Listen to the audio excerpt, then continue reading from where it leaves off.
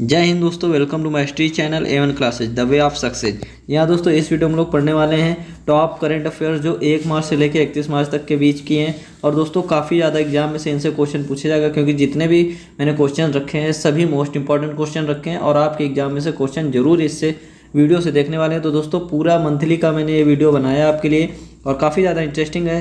तो चैनल पर पहली बार आए तो चैनल को लाइक कर लीजिए, बेल आइकन दबा लीजिए, इससे हमारे आने वाले नोटिफिकेशंस आपको मिलते रहेंगे। तो चलिए दोस्तों वीडियो को स्टार्ट करते हैं। हमारा पहला प्रश्न क्या कहता है ये देखते हैं। तो पहला प्रश्न कहता है दुनिया का सबसे बड़ा विमान N225 जिसका उपनाम मरिया है का स्वामित्व किस देश के पास था? तो ये था आपका दोस्तों यूक्रेन के पास। दोस्तों अभी फिलहाल में जो रूस और यूक्रेन के बीच जो विश्व युद्ध चल रहा है, ठीक है, उसी में दोस्तों इसके पास जो रूस का सबसे बड़ा विमान था N225 उसको रूस ने क्या किया, मार गिराया है। ठीक है, तो इसका संबंध कहाँ से भी, तो यूक्रेन से है। ठीक है, अगला प्रश्न देखते हैं।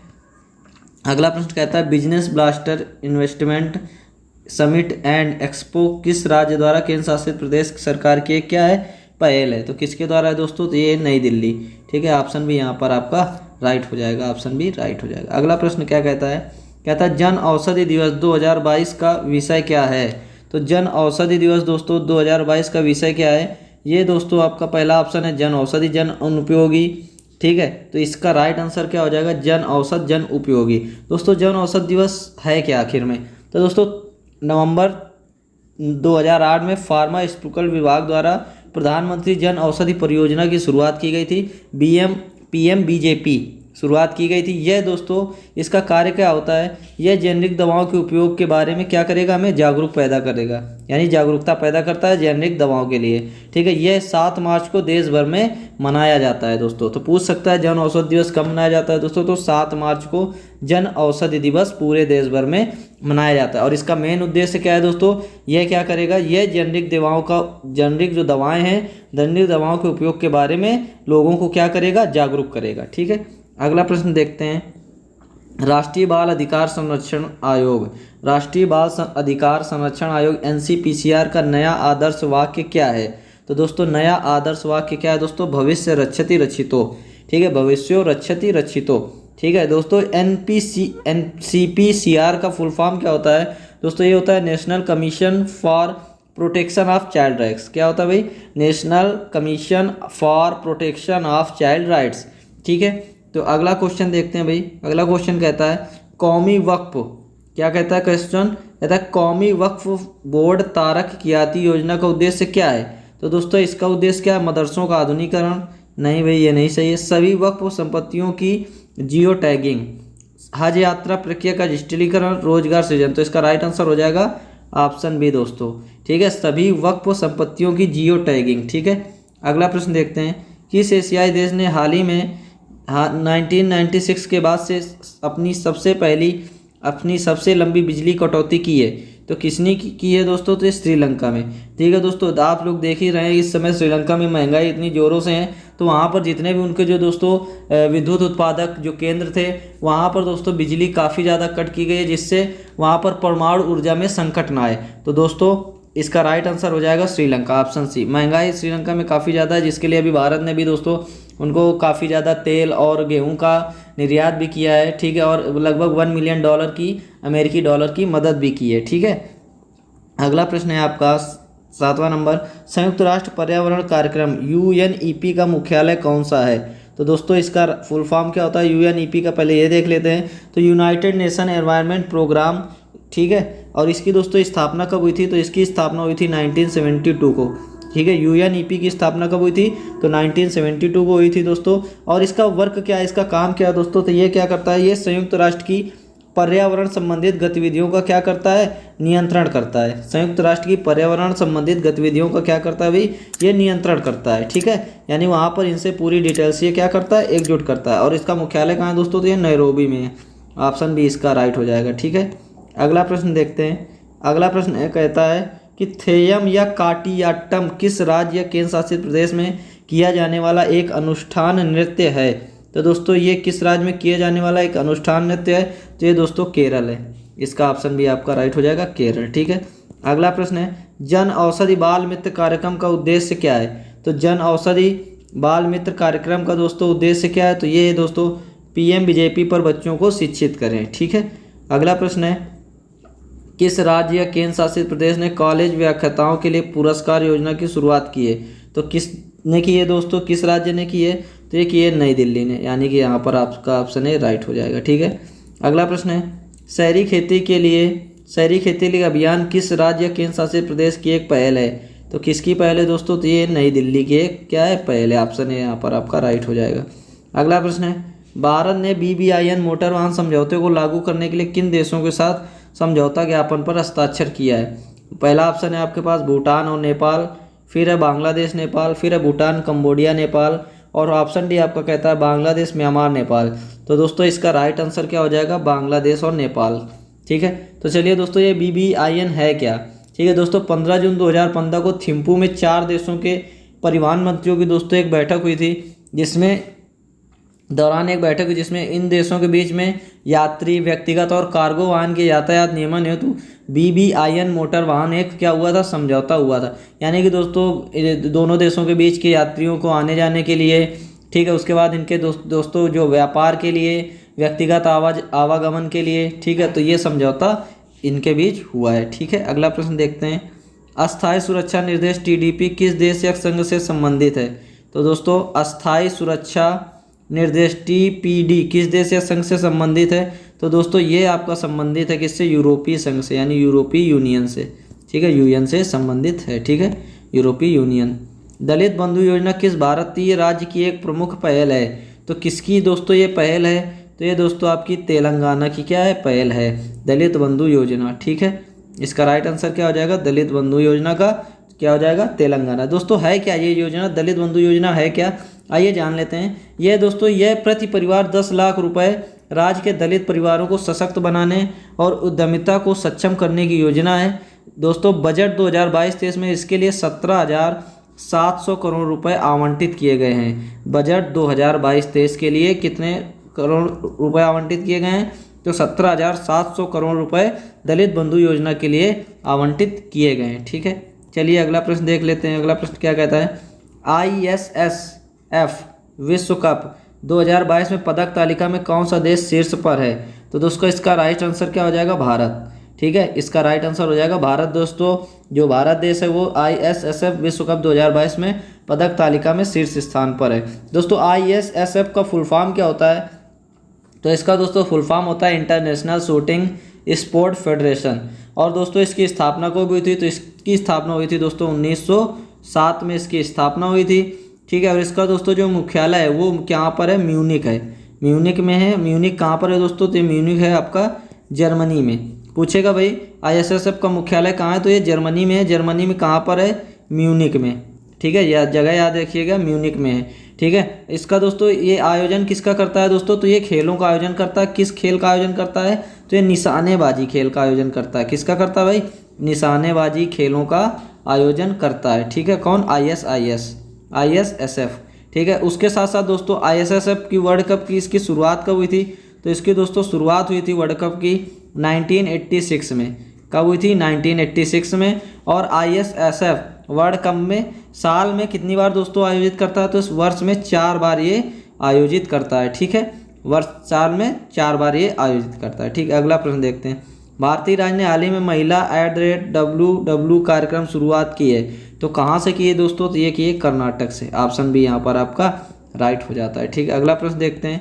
अगला प्रश्न कहता है, किस संस्था ने परमाणु सुरक्षा पर उच्च स्तरीय कीव मॉस्को वार्ता की स्थापना की है? तो किसने की है? तो ये IAEA ने की है। ठीक है, अगला प्रश्न देखते हैं। अगला प्रश्न क्या कहता है, विश्व बैंक की हालिया घोषणा के अनुसार कौन से देश डिफॉल्ट रूप से बहुत करीब हैं? तो कौन से हैं दोस्तों? तो ये रूस और बेलारूस काफ़ी क्या है?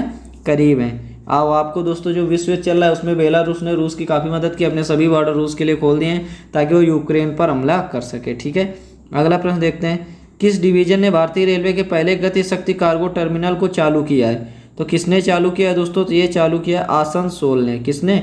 आसनसोल ने, यानी कि ऑप्शन ए ही आपका क्या हो जाएगा? राइट हो जाएगा। ठीक है, अगला प्रश्न है, किस देश ने बच्चों के लिए ऑटिज्म अर्ली स्क्रीनिंग टूल का सफलतापूर्वक परीक्षण किया है? तो किसने किया है दोस्तों? तो ये किया ऑस्ट्रेलिया ने, यानी कि ऑप्शन डी यहाँ पर आपका राइट हो जाता है। ठीक है, अगला प्रश्न देखते हैं। किस केंद्रीय मंत्रालय ने राष्ट्रीय डिजिटल पर्यटन मिशन NDTM ठीक है, एनडीटीएम का मसौदा प्रकाशित किया है। तो दोस्तों किसने प्रकाशित किया है, तो इसका राइट आंसर आपका क्या हो जाएगा।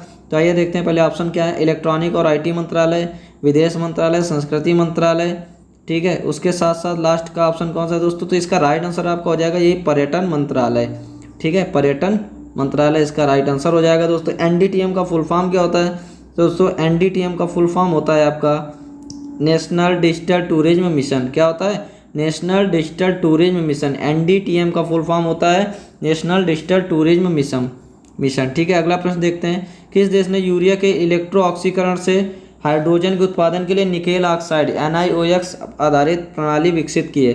तो दोस्तों किसने विकसित की है, तो ये की है दोस्तों भारत ने दोस्तों विकसित की। ऑप्शन बी राइट हो जाएगा, ठीक है। अगला प्रश्न है, गुंडला पोचम्पल्ली रेलवे स्टेशन जिसे सभी महिला कर्मचारी रेलवे स्टेशन घोषित किया गया किस राज्य में है, तो ये दोस्तों किस राज्य में है, तो ये तेलंगाना में। यानी दोस्तों यहाँ पर जितने भी कर्मचारी हैं वो सभी क्या हैं, महिलाएं हैं, ठीक है। अगला प्रश्न देखते हैं। अगला प्रश्न कहता है कि मार्च 2022 तक बाजार पूंजीकरण के मामले में वैश्विक सूची में भारत का स्थान क्या है। दोस्तों भारत का स्थान कौन सा है, तो इसमें भारत का 5वां स्थान है, ठीक है। ऑप्शन बी यहाँ पर आपका राइट हो जाएगा, ठीक है। अगला प्रश्न देखते हैं, कौन सी संस्था ग्रामीण स्थानीय निकायों RLB को अनुदान जारी करने की सिफारिश करती है, तो कौन सी करती है दोस्तों, तो ये वित्त आयोग करता है, ठीक है। ऑप्शन बी यहाँ पर आपका राइट हो जाएगा। अगला प्रश्न, भारत में विकसित की जा रही कोविड-19 इलाज के लिए पहली स्वदेशी दवा का नाम क्या है, बताइए भैया कौन सी दवा, तो इसका राइट आंसर हो जाएगा आपका विनकोव-19। क्या हो जाएगा, विनकोव-19। अगला प्रश्न है, वाहिनी किस भारतीय राज्य द्वारा घोषित एक नई योजना है, तो किस सरकार द्वारा घोषित एक योजना है दोस्तों, तो ये आपका सिक्किम सरकार द्वारा घोषित एक क्या योजना है, ठीक। अगला प्रश्न है, किस राज्य ने integrated hospital facility management service IHFSM को अपनाया है, तो किसने अपनाया दोस्तों, केरल, तेलंगाना, राजस्थान, छत्तीसगढ़। तो किसने अपनाया दोस्तों, तो ये अपनाया है तेलंगाना ने, यानी कि ऑप्शन भी यहाँ पर आपका राइट हो जाएगा, ठीक है। अगला प्रश्न देखते हैं, सफ़ेद रंग के मेन हीर के नाम से जाने जाने वाला ल युग का पत्थर किस भारतीय राज्य में खोजा गया है, तो किस राज्य में खोजा गया, तो ये तेलंगाना में खोजा गया। ऑप्शन बी आपका राइट हो जाएगा। अगला प्रश्न देखते हैं। अगला प्रश्न कहता है, किस भारतीय बैंक को IFR एशिया के Asian bank of the year से सम्मानित किया गया है, तो किसको सम्मानित किया गया, तो एक्सिस बैंक को सम्मानित किया गया है। ऑप्शन सी इसका राइट आंसर हो जाएगा आपका, ठीक है। अगला प्रश्न क्या कहता है, ये देखते हैं।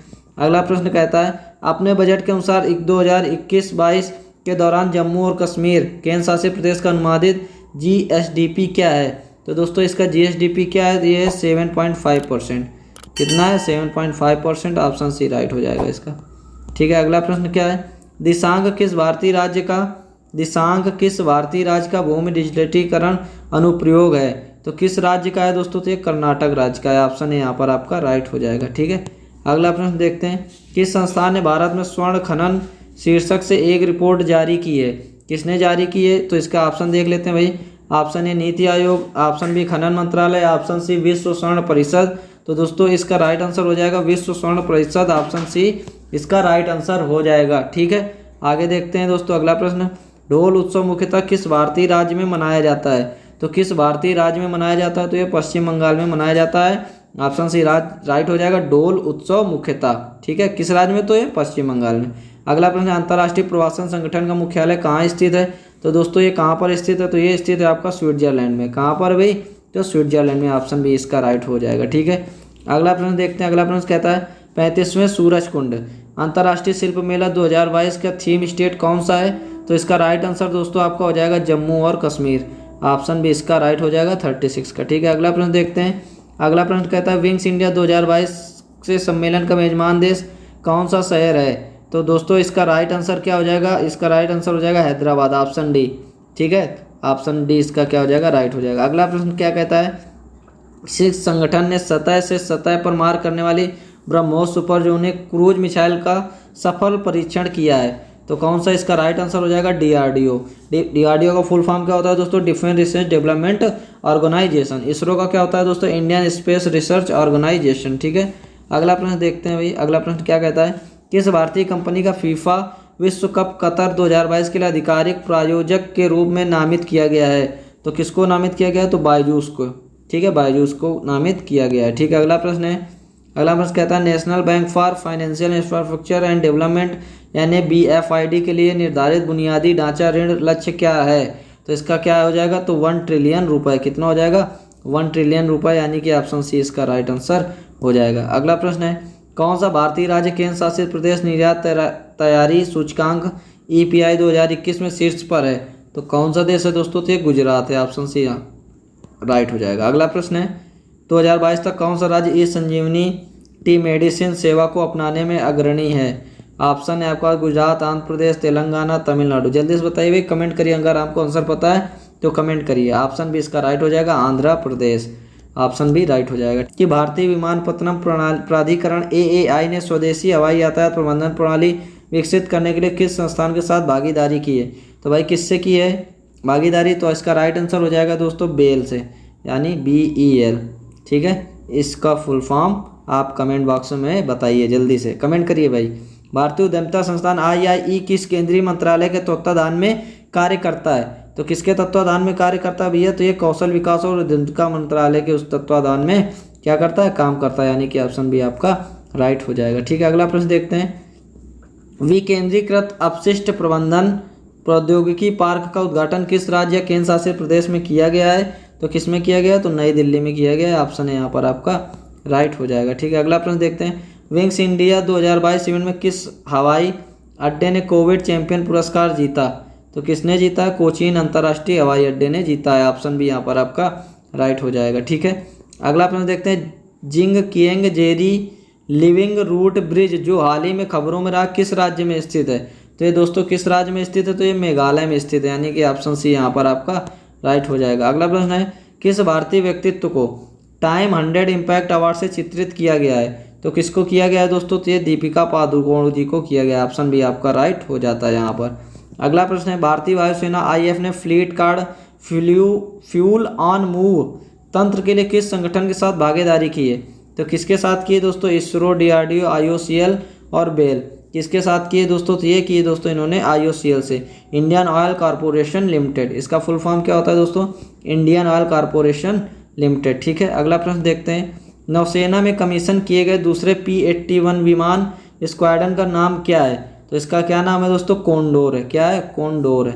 ठीक है, ऑप्शन सी यहाँ पर आपका राइट हो जाएगा। ठीक है दोस्तों, फिलहाल इस वीडियो में इतना ही। अगर आपको वीडियो पसंद आई हो तो वीडियो को ज़्यादा से ज़्यादा शेयर करिए और लाइक कर दीजिए और बेल आइकन दबा लीजिए, जिससे हमारे आने वाले नोटिफिकेशंस आपको जल्द से जल्द मिलते रहेंगे। तो चलिए दोस्तों, मिलेंगे अपने नेक्स्ट वीडियो में नए जोश के साथ। जय हिंद, जय भारत।